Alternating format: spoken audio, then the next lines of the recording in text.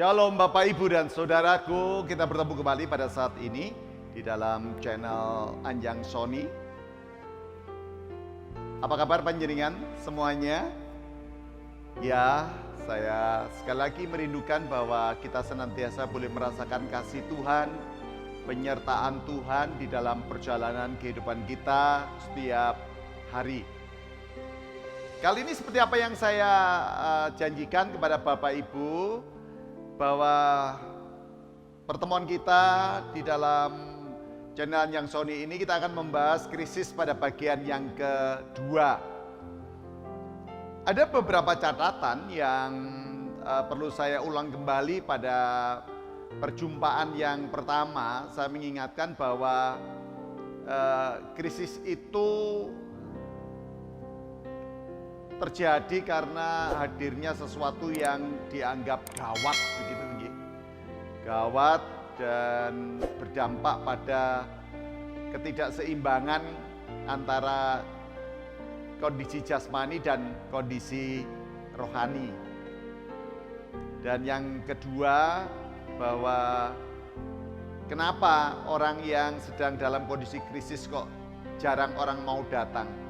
Sekali lagi saya mau mengingatkan, bukan karena mereka tidak peduli, bukan karena mereka tidak sayang sama panjenengan, tetapi karena banyak orang yang memang tidak tahu harus berbuat apa ketika melihat saudaranya sedang mengalami krisis. Ya serba salah. Jangan-jangan nanti ngomong salah kalau tidak ngerti persoalan yang terjadi atau tidak memahami cara memberikan jalan keluar atau nasihat-nasihat buat mereka yang sedang mengalami krisis. Nah, Bapak Ibu dan saudara-saudariku, rekan-rekan muda juga milik Tuhan yang menyaksikan channel ini, ketahuilah bahwa sesungguhnya krisis itu adalah dialami oleh orang-orang yang ya pada dasarnya dia sedang berhadapan dengan persoalan yang sangat rumit, persoalan yang sangat pelik, dan dampaknya dari persoalan itu membuat orang itu kehilangan kemampuan untuk sementara waktu dalam menyelesaikan masalahnya. Jadi bukan selamanya sih, hanya kehilangan kemampuan untuk sementara waktu di dalam mengatasi masalahnya. Nah, asal bahwa mereka bisa segera kembali menata emosinya, ya, maka percayalah bahwa harapan-harapan yang ada di dalam diri setiap orang yang sedang mengalami krisis untuk kembali pulih, untuk kembali baik, pasti akan datang. Tinggal tergantung kita mau nggak mengelola dengan benar perasaan kita atau afeksi kita, mengelola dengan benar kognisi kita atau pikiran kita, atau kita juga harus berani mengelola dengan benar motorik kita. Sebab kalau afeksi, kognisi, dan motorik itu tidak dikelola dengan benar, maka untuk kembali pulih dari situasi krisis itu juga tidak mudah. Jadi kesatuan antara kembalinya fungsi motorik, kembalinya fungsi afeksi, kembalinya fungsi kognisi itu, bila nanti setiap individu yang sedang mengalami krisis benar-benar menyadari bahwa itu harus dikelola sedemikian rupa, ya, saya percaya sekali bahwa pemulihan pasti akan terjadi. Seperti tadi yang saya sampaikan, bahwa ketidakmampuan itu kan timbulnya hanya sementara waktu, tidak selamanya. Makanya kembali lagi tergantung panjenengan. Nah, memang bagi beberapa orang krisis bisa jadi persoalan yang tidak serius lah. Kenapa? Ya karena orang itu mampu menanggapi situasi krisis itu, dan dia mampu mengelola kognisi, afeksi, dan motoriknya, sehingga dianggap itu hal biasa lah, saya bisa lalui begitu. Tetapi bagi orang yang lain berbeda halnya, persoalan itu bisa jadi menjadi sesuatu yang sangat serius krisis itu bisa menjadi sesuatu yang sangat serius. Kenapa? Ya karena peristiwa yang sedang dialami itu menjadi peristiwa yang sangat sangat penting bagi dia, dan menjadi kisah yang bagi dia itu menjadi sesuatu yang berharga, sehingga bagi orang lain krisis itu dianggap sebagai suatu perkara yang sangat besar, sangat mengganggu begitu. Tapi sementara bagi yang lain, biasa saja. Ya. Sehingga kita tidak bisa lalu mengatakan, kamu kok begitu? Kamu kok sampai jatuh? Kamu kok sampai perasaanmu terpuruk kayak begitu? Tidak bisa. Karena setiap orang memiliki kemampuan, tadi sudah saya aturke. Tiap orang memiliki kemampuan yang berbeda. Satu orang memahami krisis dengan cara yang biasa, tetapi orang lain bisa jadi sesuatu yang biasa tadi menjadi sesuatu yang sangat serius. Ya, karena dia memiliki catatan khusus atas peristiwa yang sedang dia alami.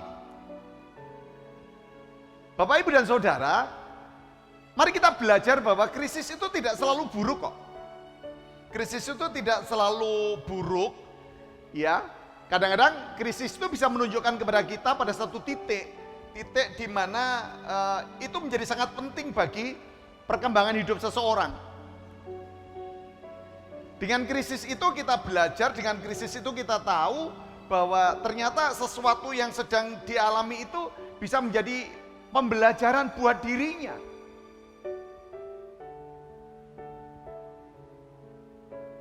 Makanya bisa jadi krisis itu kesempatan untuk membuat orang menjadi lebih baik. Tetapi bisa jadi itu bisa menjadi satu titik bahaya yang bisa mengancam orang itu. Ya, pada puncaknya krisis itu kan pada akhirnya orang akan mengalami depresi. Dan kalau orang udah mengalami depresi, untung-untungan aja kalau dia tidak jatuh lebih dalam lagi sampai mengalami gangguan kejiwaan atau sampai mengalami schizophrenia. Nah, Bapak, Ibu, saudara-saudariku yang dikasihi dan mengasihi Tuhan Yesus Kristus, ada beberapa unsur dari hadirnya krisis itu yang boleh dikatakan ini menjadi sumber hadirnya krisis itulah. Ada beberapa gambaran yang disampaikan oleh Norman Wright, ya. Yang pertama itu adalah kejadian yang penuh risiko. Kejadian seperti apa? Ya, kejadiannya bisa jadi orang yang semula sehat, tiba-tiba dia harus mengalami kehilangan tangan, kehilangan kaki, kehilangan salah satu matanya, kehilangan pendengarannya, kehilangan anggota tubuhnya, sehingga yang seharusnya dia bisa bekerja dengan baik harus memulai dengan sesuatu yang baru karena kondisinya terancam dengan kondisi yang baru itu.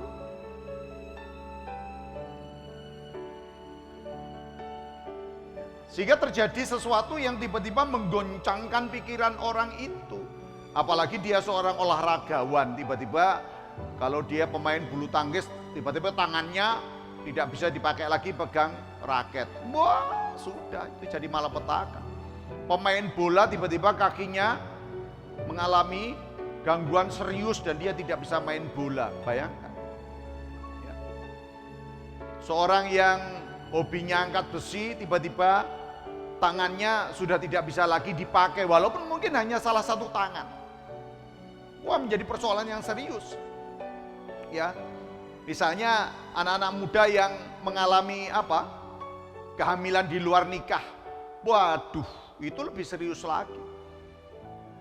Dia bisa mengalami ketakutan, bisa mengalami kecemasan, dia tidak tahu harus berbuat apa. Maka sadarilah bahwa kejadian-kejadian buruk kalau Bapak Ibu menjumpai tiba-tiba ada peristiwa jabang bayi dibuang di depan panti asuhan, dibuang di depan rumah panjenengan, dibuang di tempat sampah, bahkan dibuang ke sungai.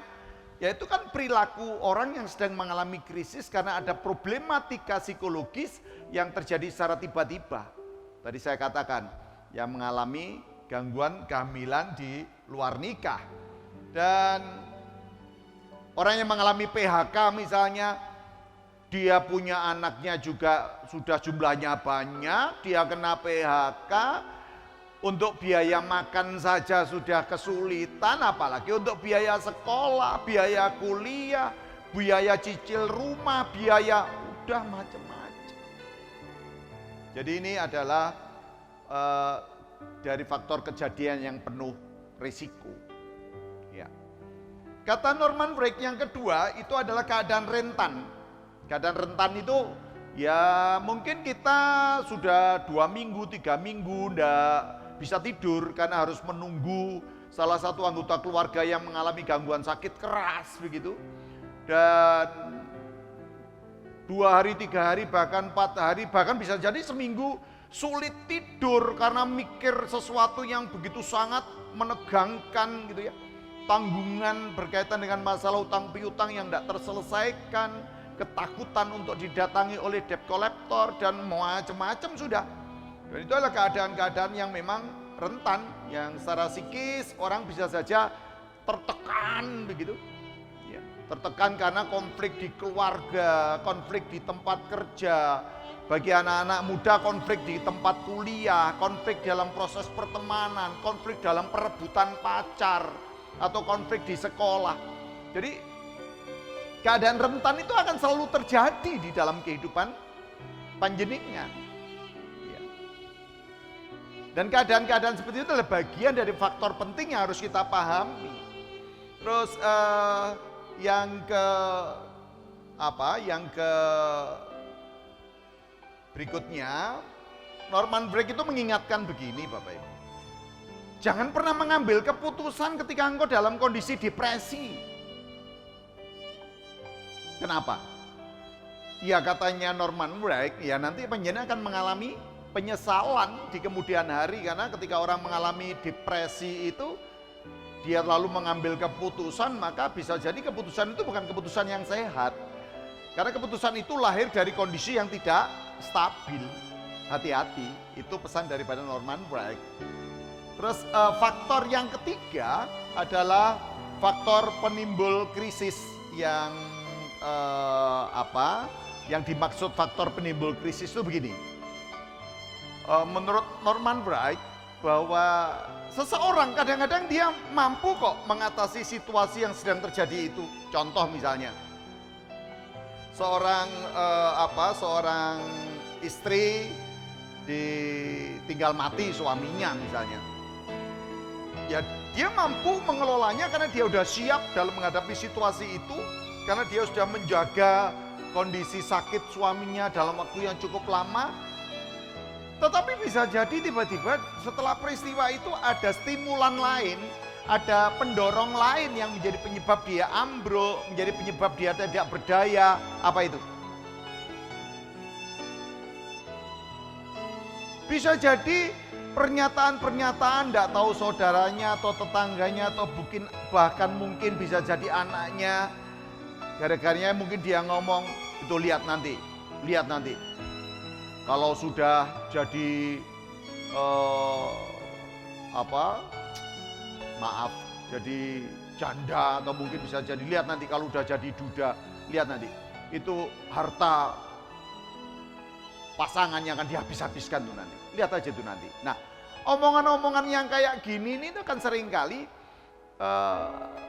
menghancurkan, tetapi orang yang ngomong tidak menyadari, tetapi orang yang terkena itu bisa, waduh, celaka. Dia bisa mengalami tiba-tiba terpuruk gara-gara ada pernyataannya seperti itu. Ya. Dia tangguh sebenarnya, dia hebat. Ya. Bisa jadi bukan hanya persoalan harta, lihat nanti. Saya yakin dia tidak akan bisa ngeramut anaknya, merawat anaknya. Saya yakin ketika dia menjadi single parent, wah keluarganya akan hancur-hancuran. Bisa jadi orang akan mengalami shock. Ya. Nah ini hal-hal yang tanpa disadari justru bisa menjadi stimulan orang yang sudah hebat tiba-tiba dia harus mengalami ya ambruk gitu. Karena ada stimulan yang lain gitu. Ini seperti faktor penyerta begitu. Sudah jatuh ketimpa tangga. Nah, yang keempat yang disebut dengan krisis yang aktif, Bapak Ibu. Menarik, krisis yang aktif ini adalah perkembangan dari situasi demi situasi di dalam proses Bapak Ibu dan Saudara yang mengalami krisis itu. Ada prosesnya ya bisa meliputi apa ya? Timbulnya gejala-gejala. Timbulnya gejala-gejala bisa jadi gangguannya itu meliputi psikis atau fisiologis, ya, psikis maupun fisik, begitu. Bisa jadi karena dua-duanya, gitu. Bisa jadi dia mengalami kegelisahan, setelah itu dia mengalami sakit kepala, dia itu mengalami apa? Tukak lambung atau asam lambung yang naik. Gitu. Itu faktor yang disebut dengan krisis aktif, karena dia akan terus mengganggu gitu, dan perkembangannya itu akan bertubi-tubi. Habis gini, habis gini. Belum lagi kalau orang terjebak pada sikap panik dan merasa gagal, itu lebih celaka lagi dan membahayakan. Dan rasanya kalau sudah orang terjebak pada sikap panik, ya dia tidak akan pernah bisa mikir secara sehat. Apalagi dia merasa dirinya gagal, wah sudah akan lebih hancur lagi situasinya. Nah, Bapak Ibu dan Saudaraku yang dikasih dan mengasihi, bagian daripada krisis yang aktif tadi, perkembangan dari situasi krisis seseorang itu bisa juga di dalam diri orang itu ada rasa rasa rindu, jeritan untuk bebas dari situasi itu. Ya. Tolong aku wis gak iso apa-apa, tolong aku udah ndak berdaya. Ya, dia rasanya hanya bisa berteriak, tetapi untuk orang itu bisa menyelesaikan persoalannya sendiri, itu amat sulit karena dia terjebak pada pikirannya, terjebak pada perasaannya, terjebak pada perasaan tidak berdaya.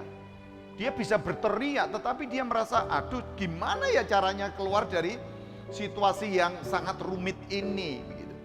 Ya, menjadi kendala tersendiri itu Bapak Ibu dan Saudara. Nah, di situ kita harus hati-hati, di situ kita butuh seorang konselor, di situ kita butuh seorang pendamping, di situ kita butuh orang yang bisa membantu untuk melerai problematika yang rumit tadi. Ya, ibaratkan persoalan itu tidak ada penyelesaiannya, karena bagi orang yang mengalaminya, dia udah tidak tahu sama sekali. Ya. Terus tiba-tiba timbul pikiran-pikiran yang aneh, pikiran-pikiran yang buruk, pikiran-pikiran yang nyeleneh. Ya, itu secara spontan timbul. Kenapa? Karena adanya stimulan yang hadir di dalam diri seseorang karena ada pengaruh faktor krisis aktif tadi. Pergerakan yang tadi sudah saya atur sejak awal tadi, dia mengalami stres, dia mengalami kegelisahan, dia mengalami asam lambung, dia mengalami merasa gagal, dia mengalami merasa panik dan sebagainya. Dan ketahuilah bahwa kemampuan orang yang pada posisi ini tidak lagi 100%. Tidak bisa. Kalau Bapak Ibu hanya bisa menyalahkan, kok kamu itu sampai begini sih, kamu kok sampai begini sih, itu Bapak Ibu juga tidak bijaksana. Orang yang kayak begini ini butuh ditolong. Orang yang kayak begini ini bukan malah dibiarkan. Orang yang kayak begini ini itu membutuhkan seseorang yang membantu, bisa mengurai. Ya tentu tidak semua orang bisa membantu. Apalagi kalau orang itu kemampuannya sudah kemampuan reaksinya tinggal 60%. Waduh, lebih cilaka lagi gitu. Ya. 60% loh Bapak Ibu. Ya. Itu kalau tidak teratasi orang bisa sampai 40%. Dan itu membahayakan. Makanya ketika orang dalam kondisi krisis itu kan bisa berpikir macam-macam Bapak Ibu.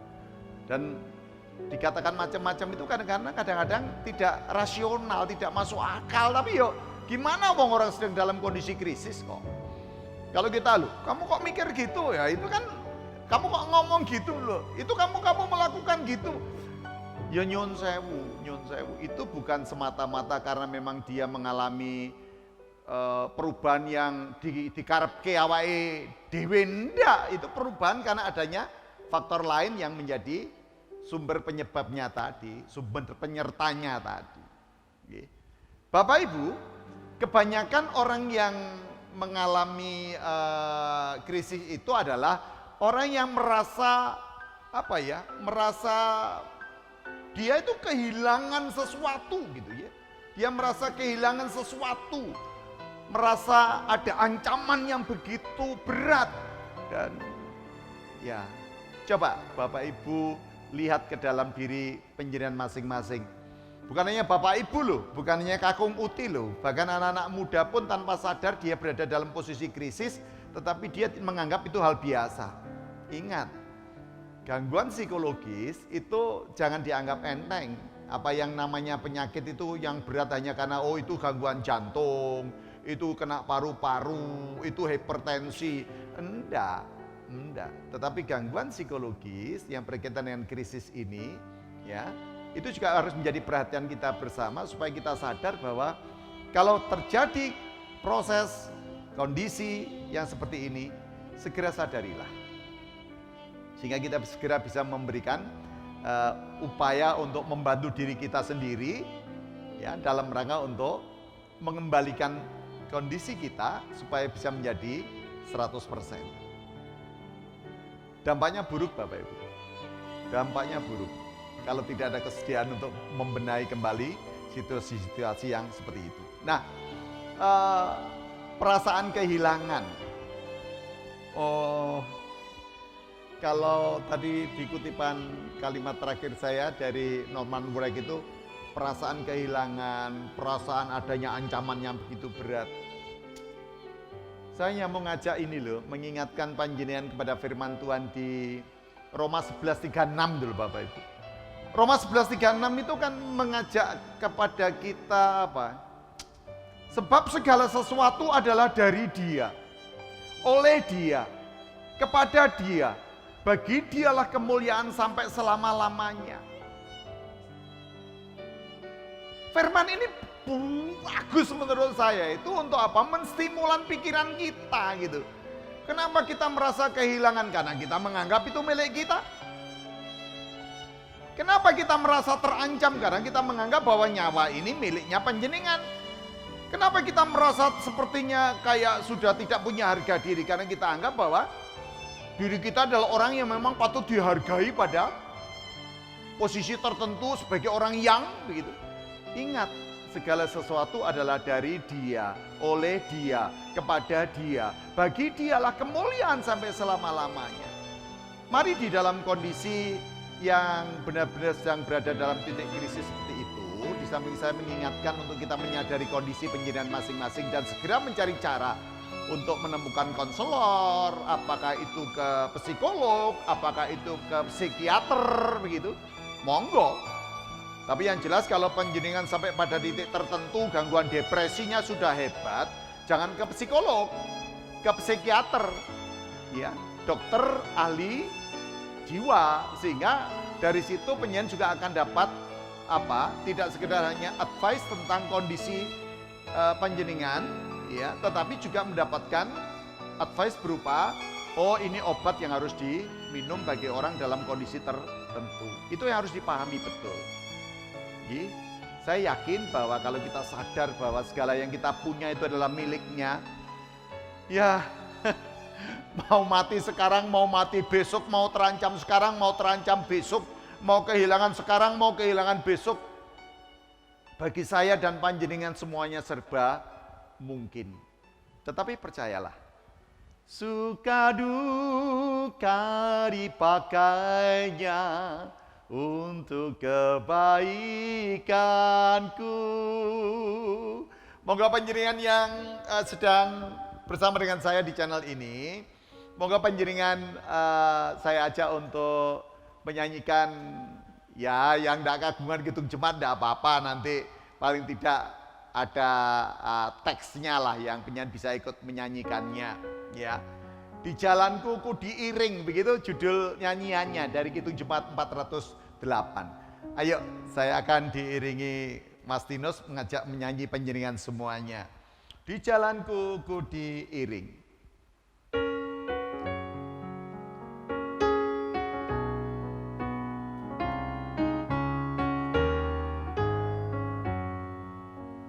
Di jalanku ku diiring oleh Yesus Tuhan.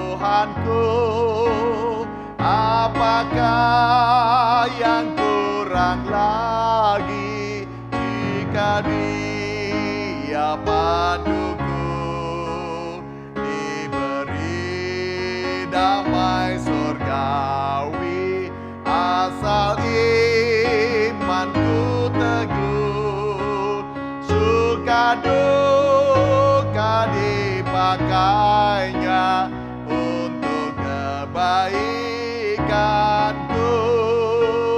suka duka dipakainya untuk kebaikanku. Baitnya yang kedua, yuk. Menarik sekali Bapak Ibu, pujian ini mengingatkan kita semuanya harus tetap luar biasa. Di jalanku yang berliku, dihiburnya hatiku, bila tiba pencobaan, dikuatkan imanku. Jika aku kehausan dan langkahku tak tetap, dari cadas di depanku datang air yang sedap. Dari cadas di depanku datang air yang sedap. Bapak Ibu, Tuhan sanggup memakai hal apapun dalam kehidupanmu, bahkan situasi krisis yang seperti apapun. Untuk apa? Suka duka dipakainya untuk kebaikan panjenengan dan juga kebaikan saya. Bahkan dari cadas di depanku, dikatakan di baitnya yang kedua, dari cadas di depanku bisa datang air yang sedap. Karena semua adalah Tuhan yang punya, Tuhan yang memberi. Matur nuwun Bapak Ibu, sampai berjumpa lagi. Tuhan memberkati panjenengan semuanya. Nuwun.